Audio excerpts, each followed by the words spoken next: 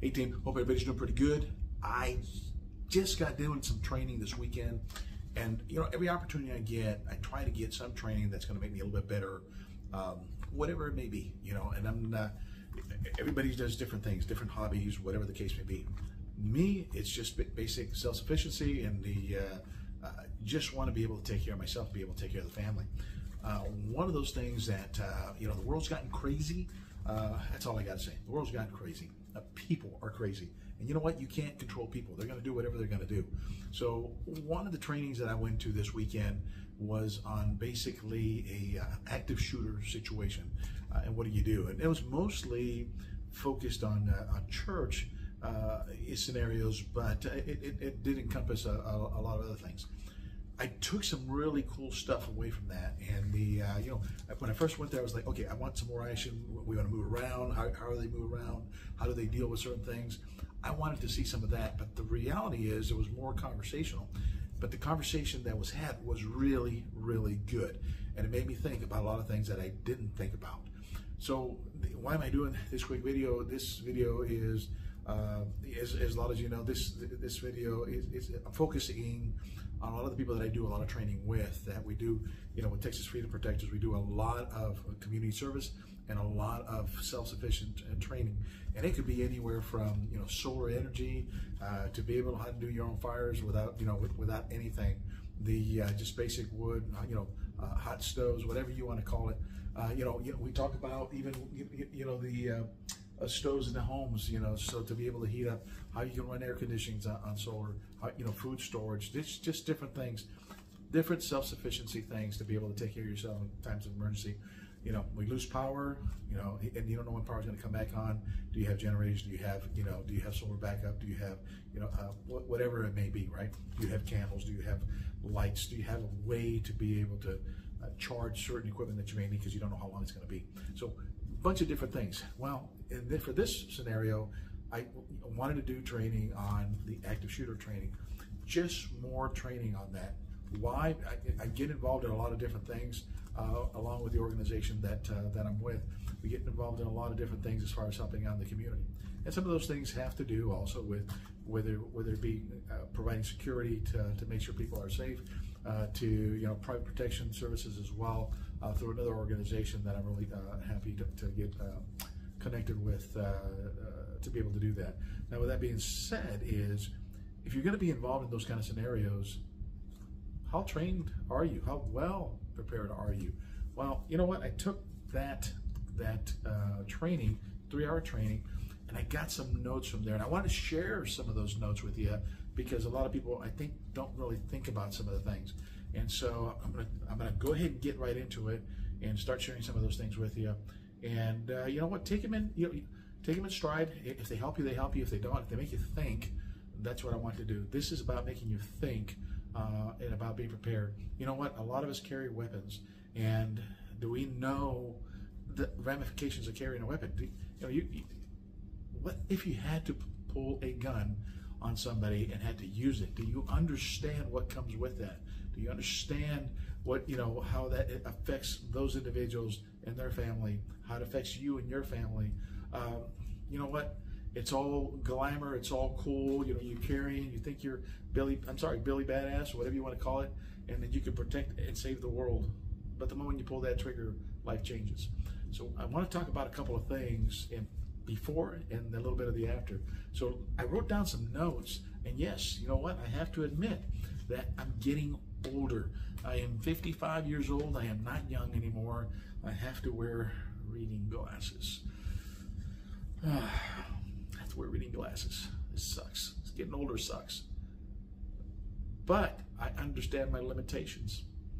And part of my limitations is that my eyesight isn't as good as it used to be, and I need certain tools to help me to be able to do that. And realizing those limitations helps me to better prepare for things I need to prepare for. And we're going to talk about that. So let's put these things on and let's read a couple of things. Here's the things that as we went in the course that I saw, have realistic expectations or realistic understandings of your skills. How many of you basically say, hey, I'm ready, I'm good to go, I won't have a problem if something should happen? and then all of a sudden something happens and you're fumbling. You know, where's my gun, getting to my gun, or whatever the case may be, because you're not prepared, because you haven't had enough practice. You know what I mean by that is also, is if you had, somebody came into that door right now, where's your skill level at? Are you ready to react to it? You know, if somebody came in right through that door right now, could you move fast enough? Can you get to your weapon? Where is your weapon? Okay, everybody's different, and everybody feels comfortable in a different location. You know, me, I want to be able to get to it quickly. I want to be able to deal with a certain situation fast. Everybody carries it differently. You know, I carry now my weapon now here after that training. Before, not so much. Before, I don't think I could do that quick. I don't think I could. I honestly don't think so. Because I carried it back here. This is where I carried it before. I carried my weapon back here, so now if I'm wearing a jacket or something, I have to reach back here and pull. I'm not gonna pull as fast. I'm not gonna pull as fast, okay? As opposed to having it right here forward, okay? We're gonna talk about holsters in a little bit. But here, now, if something were to happen, I could quickly draw, okay? It's a little bit different. All right, gun's not loaded, so we're okay. So you have to understand your limitations. When I read that on there, it said, have realistic understanding of your skills. How quickly can you get to your weapon if you had to deal with a situation? You know, I'm not going to tell you exactly what shootings, but there was a shooting not too long ago where somebody came into a congregation and killed, I believe, 2 people. And then there was another shooter across the way that was able to take him out.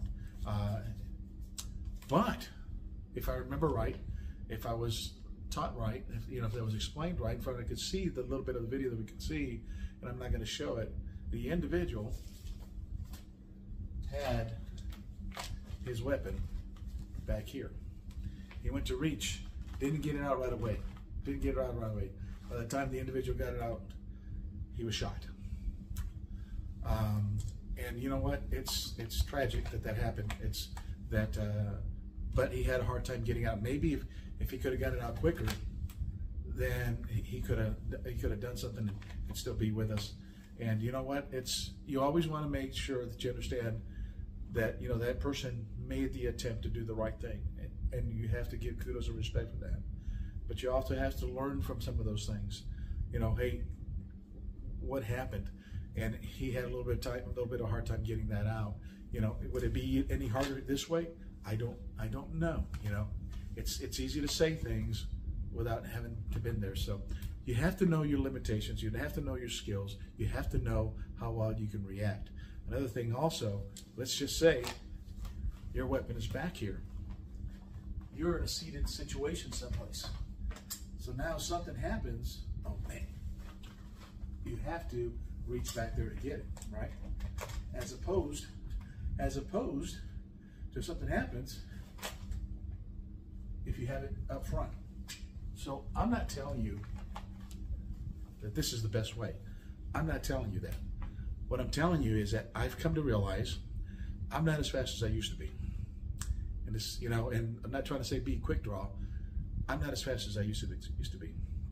So I have to realize that I have to change my skill set, recognize my skill set, and improve on my skill set to get better, to be able to react a little bit faster. So not only is it important to be able to know, now let's just move on. I now have my weapon here, but how quickly can I get on target? That's another important thing. And it's the same thing. It's easy to do it standing up. How many of you go to the range and you shoot standing up? Everybody does.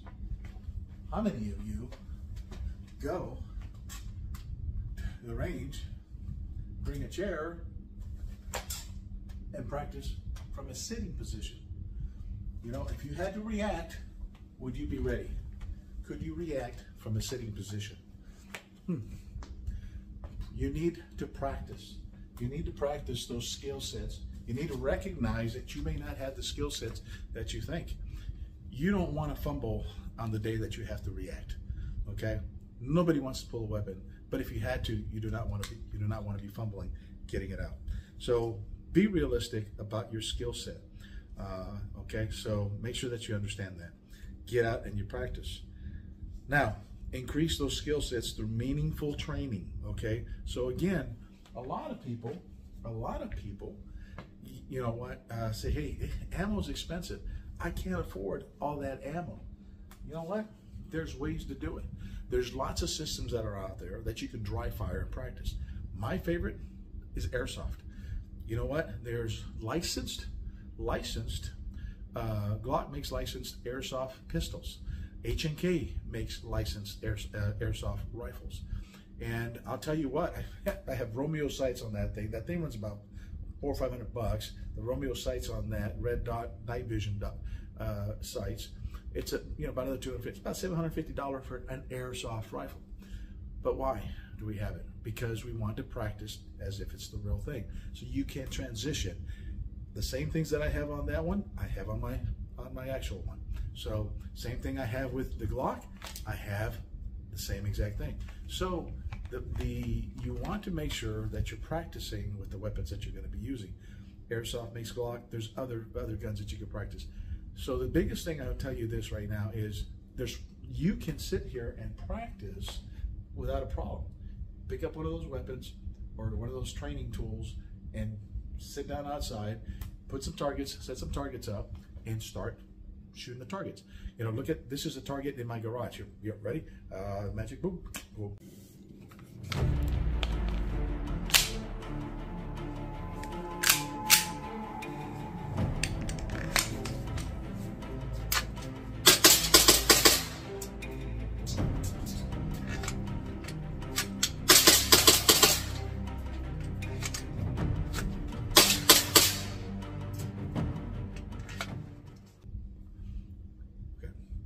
All right, so now you just saw the targets in my garage, and and so you can practice, you can set them up however you want to, so you can train. But you've got to train, you've got to practice it. You just can't go to the range once a year, twice a year, and think you're going to be proficient. It's not going to happen.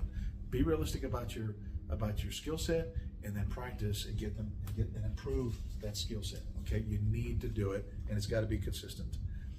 See, understand, and predict what's happening. You know what? Watch your surroundings. That's a big thing.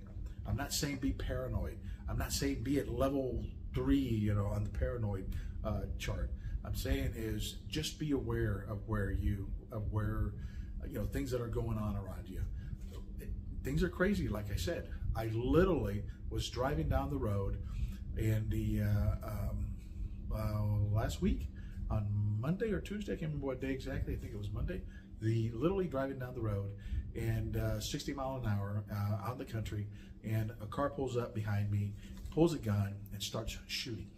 And I could see in the rearview mirror that he wasn't aiming at me, but he was sticking the gun straight out and shooting, and unloaded his weapon. I could even see the slide locking back. At that point, I hit my brakes. Don't know what I was thinking. Maybe it's an automatic thing, but I hit my brakes. Fully intended to come out of the truck because I didn't want to give him an opportunity to reload. But at that point, my mind also came back and said, "Hey, he didn't shoot at you. He's obviously a punk that is trying to intimidate you to go faster or whatever the case would be." But it was an intimidation, is what it was. So I didn't feel that I was in danger. And here's the thing: is when you're pulling a weapon out, and you have to articulate to the sheriffs, to the police department, that you pulled a weapon, you have to articulate that you were in fear of your life. And I'll be honest with you, I was not, because I could see everything was going on. So I had to rethink when I did what I did and hit the brakes, and he went to the right, went past me and took off. I went to the left because I thought he was coming up on the right, possibly to shoot again. But I wasn't for sure, and there was no way I was going to pull a gun, stick it out the window, through my window, and start shooting without knowing that for sure. Again, once you pull the trigger, you have a lot of explaining to do, but you're going to be doing that from a cell as they're interrogating you. So think about all those different things. But you want to check your surroundings and watch what's going on so that you know how to react. hopefully you have enough time to be able to react. In that case, I was able to react. I went left, he went right, and I got a little dumb and turned around and was going to chase him because I wanted to get more information on who he was, but took off booty hopping and then onto the freeway and up north. So, but be aware of what's going on. So as I was driving, I saw him come up. I saw what he did, and everything was slow motion for some reason, and I could see exactly everything that he was doing as he was doing it. You could be at a church, you could be at a restaurant, whatever it may be, at a playground. Make sure you're keeping your head on a swivel, as they say. Let's see, put in the work. Now, I've talked a little bit about the practicing, right? You know what? It's easy to think that you're an expert and at shooting just because you went a few times. But how are you going to react when your gun jams up on you because you didn't clean it? How many of you haven't even cleaned your guns? How many of you even know how to take your guns completely apart? You know what? If you don't know how to do that and do it pretty quickly, you don't really need to have a gun. A lot of people, trust me, have their guns that way and they don't take care of them. So you need to know how your gun operates and how to be able to react to something happen. What if it's stovepipes? What if it does? It jams up. You're not able to fire a round, or maybe it's a bad round. Maybe it's just a bad bullet. Okay. What if you have to drop the magazine, clear your weapon, load right back up, get back into the fight? Whatever the case may be. Have you practiced? Have you done that? Have you done quick load practicing? Basically dropping a magazine, putting another one, boom, boom, drop magazine, bring another one in quickly. Have you practiced that? Should something happen, should you go through a full magazine and then there's still a fight. Now you're gonna have to reload it. Have you practiced these things? We call these things muscle memory. If you do things enough times, if you practice things enough times, you're gonna always, how you're gonna come up. You know how you're gonna come up, right? Okay, I can only come up so much with my arm. For those that don't know, I had complete shoulder replacement, so it's trying to get it up there's a lot of fun yet. So, but I can still get it on target, and shoot. But you know what? It's muscle memory. So I already know, boom, boom, boom. Okay, if I'm sitting down, boom, boom, I'm gonna come up, right? So everything you have to practice, put in the work, right? A lot of people tell me, hey, have it at the ready. When I come up, and I'm up. I am up. And if I'm coming out of a room, or I'm going into a room, or whatever the case may be, until the threat is gone, this thing ain't coming down.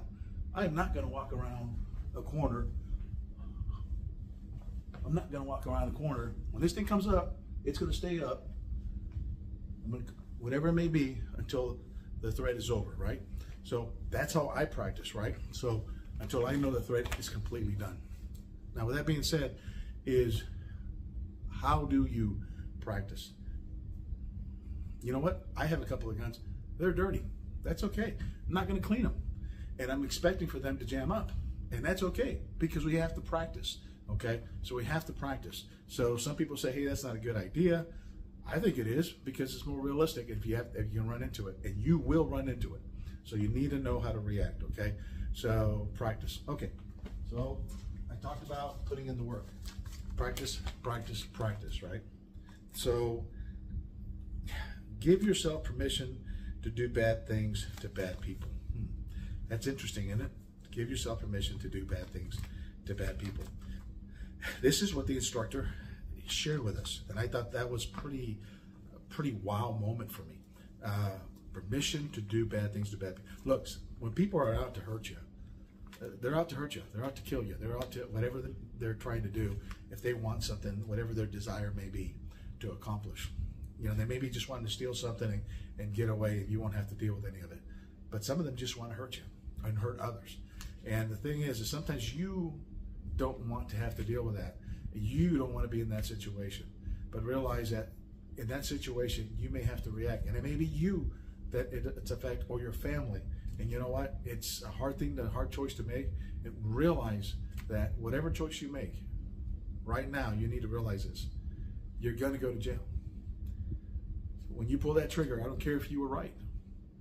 You can be 100% right. you're going to go to jail, and you're going to be there, and you're going to be dealing with things, and maybe you'll get bonded out. I don't know. You may not. You may be the 10% that does everything right, but goes to jail and does time. That's the reality. So you have to make the decision right now that say, hey, I'm going to use this, but I'm going to use it wisely, and I'm going to make sure it's a last resort and that it's the last thing I have to do. It does not come out unless I really have to take care of myself, take care of my family, protect somebody, whatever the case would be. Property is not worth it. A lot of people are like, my property? No, I don't give a crap about property. Property can be replaced. And for the amount of money that you're going to spend in lawsuits, in court, you can afford to buy whatever else you have to buy later, right? So always make sure that, realize that it's going to stress you out to do something, but give yourself that permission because they're putting you in that situation. So, so think about that. So let's see, what else did I have on here? Let's see. Practice from the shooting position. Again, how many people practice? How many people practice? Everybody stands. Everybody, has the Weaver position, and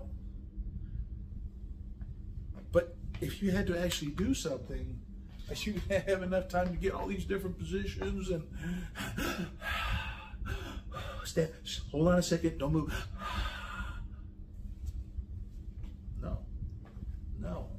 No. Oh shit. Bang, bang, bang. It's going to happen that quick. It's going to happen that quick. You're going to have to make a split decision. It's going to be a nerve-wracking decision, but it has to be a split decision, and you have to practice. You have to practice. How often do you do it? You don't have to go to the range to do that. You practice. So make sure that you're doing that, okay? All right. So practice from a sitting position if you're not used to. So anything that you do, practice. If somebody were to break into your house, do you know all the areas in your house? Do you know how to walk around your house? Do you know how to pie a room? Do you know how to open the door and then do that? Okay, so especially if you're going to be alone. And I'm not telling you go and chase people down in the house. If you can barricade in place, barricade in place. If your wife and you are in the room, barricade in place, right? So let them bring the fight to you, and you barricade, and you're ready in a ready position. Unless you have kids and you've got to get to them, right? So that's a whole different conversation. So practice everything that you have to do should you be in that situation, okay? Same thing with the sitting. If you're sitting, practice that. If you're part of your church group, the security group, you know what? You should be practicing from the sitting position, not necessarily standing. Practice both, but just in case you have to deal with a certain situation, right? So, and oh, by the way, if you're sitting forward, somebody's coming from the back, are you going to be able to pull that gun from the back? So do you need to have it up in the front so that you can turn a lot quicker, right? So you have to make the decision, but you have to practice it. And I'm sure that you're practicing that at your church as well. At least your security team should be doing that. What ammo? Talking about ammo. I'm not going to get too deep into ammo, but there is ammo that does a good kick but less penetration. So, and what I'm talking about is walls. You don't want to be taking care of an intruder here, but then you have the nursery on the other side, right? So you want to try to minimize the penetration to the wall. That has a good hit, and it has a good smack, but won't have necessarily the velocity after that, the oomph behind it afterwards. So there's lots of ammo for that. You do your homework and find out. Remember, you're not young. I'm not young. I'm 55 years old. I'm an old guy. I'm not gonna run after you. Okay, so if you decide to get away, hey, great. We're both better off that way. Hopefully I got enough information to give some identification, identify the person, but realize that. And if you're gonna be part of a team, again, realize your limitations. Hey, I'm not gonna be able to run. I think I'm better suited over here.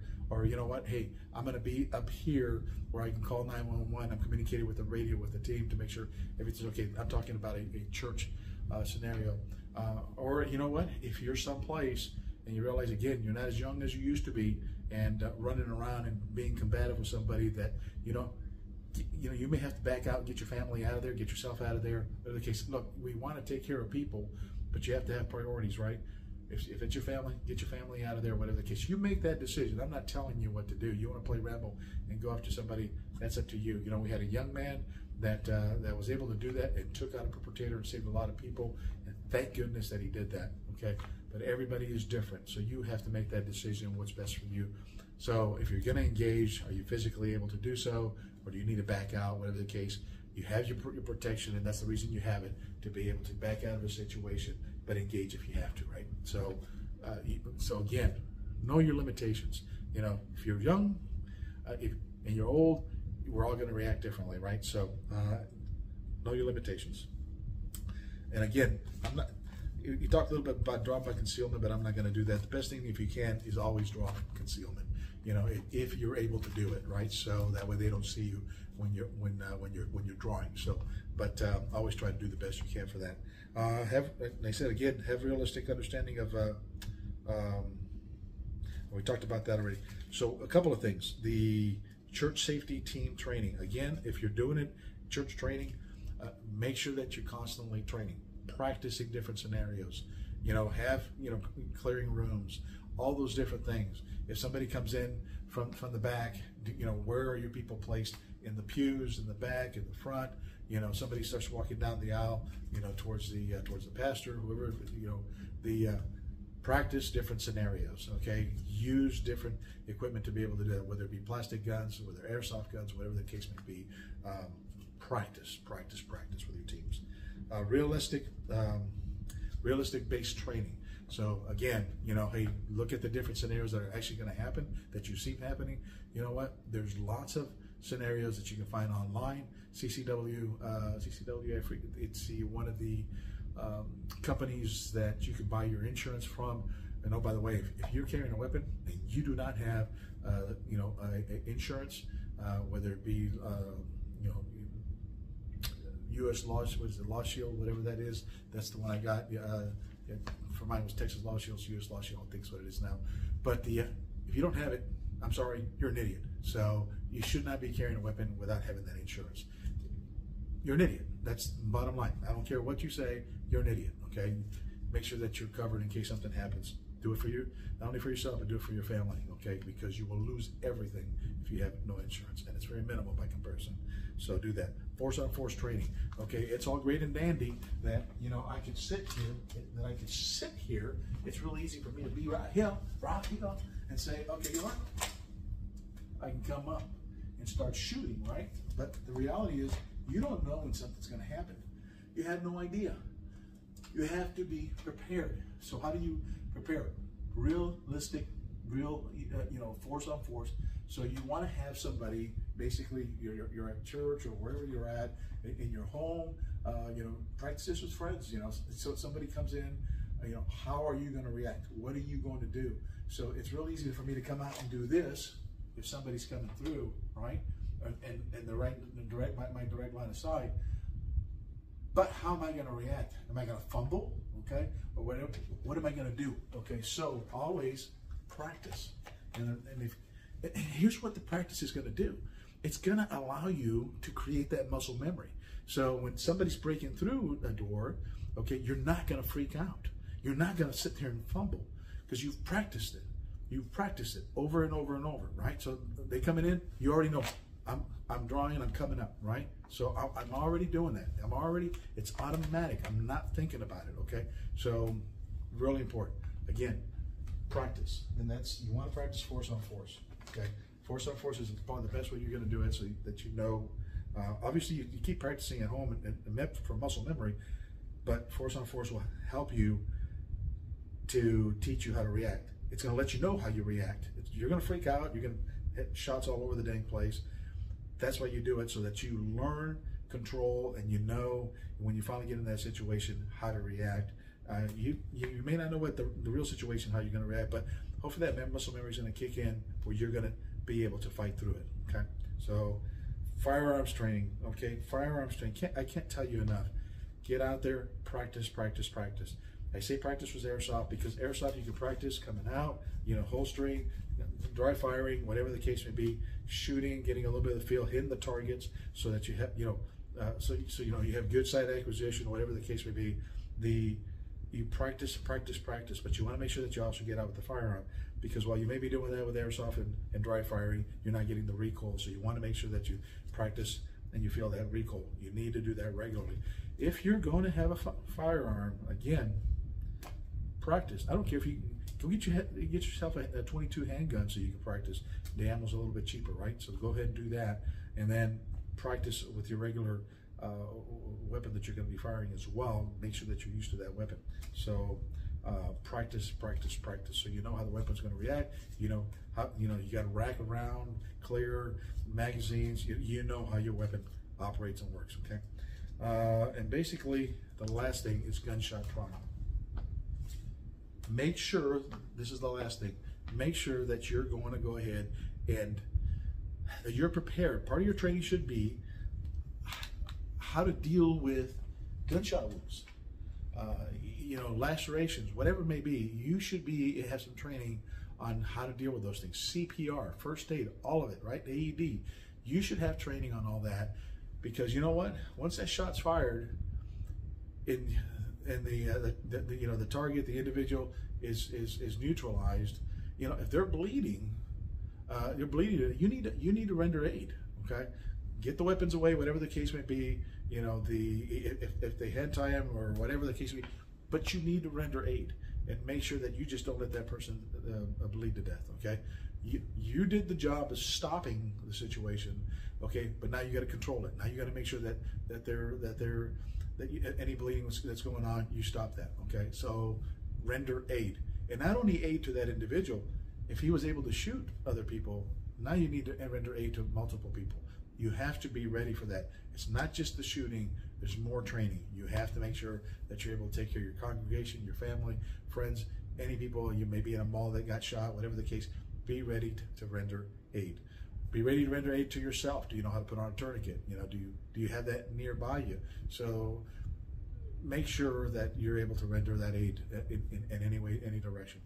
Okay, so those are the biggest things that I got out of this class. I really enjoyed it. It was a lot of good information.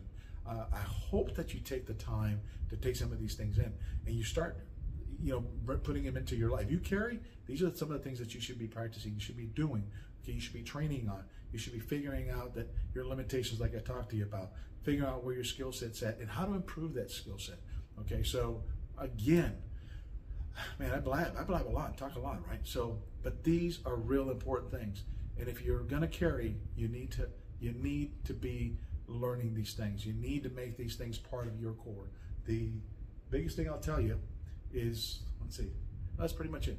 And the last thing is insurance. You heard me say something about insurance. Get your insurance if you don't have it. You already heard me say it. If it hurts your feeling too bad, you're an idiot. If you carry a gun and you don't have the insurance, you're an idiot. Okay, so make sure you take care of yourself, your family, get that insurance. Go out and practice, build your skill set, know your limitations. Okay, talk to you later.